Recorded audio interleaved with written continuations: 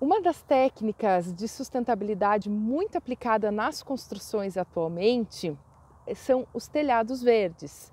Então, essa é uma técnica considerada uma arquitetura sustentável, considerada uma arquitetura saudável, considerada uma bioconstrução e também uma arquitetura biofílica. Então, é uma técnica que podem ser aplicadas em todas as edificações e que promovem de fato essa sustentabilidade e essa arquitetura saudável. Então, o que é um telhado verde?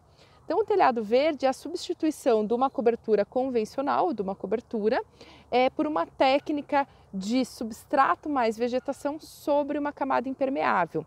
Então, quando a gente pensa um telhado verde, a gente está pensando ele de fato substituindo uma cobertura e trazendo mais qualidade para esse espaço.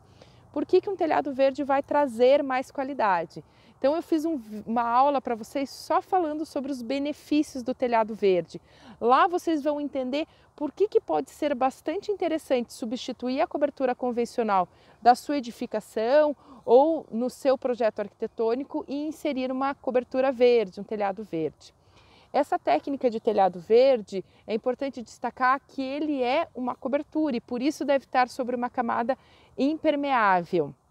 E por isso ele diferencia da cobertura vegetal que a gente tem no solo. É importante a gente distinguir esses dois elementos. Por que eu falei para vocês que é uma composição de substrato mais vegetação?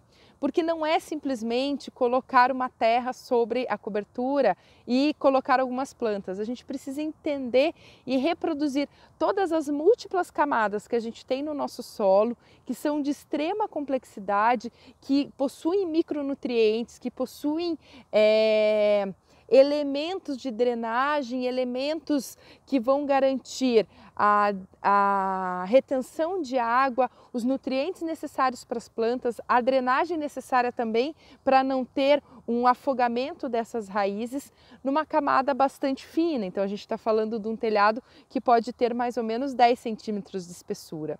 Então por isso que é importante a gente pensar nesse telhado verde como uma técnica singular, onde a gente utiliza um substrato que tem que ser pensado nessa reprodução complexa das camadas do nosso solo natural, no qual a gente tem uma profundidade muito maior, a gente está falando aí muitas vezes em 1 metro, 1,5 m, e a gente vai fazer essa reprodução em 10, 15, 20 centímetros.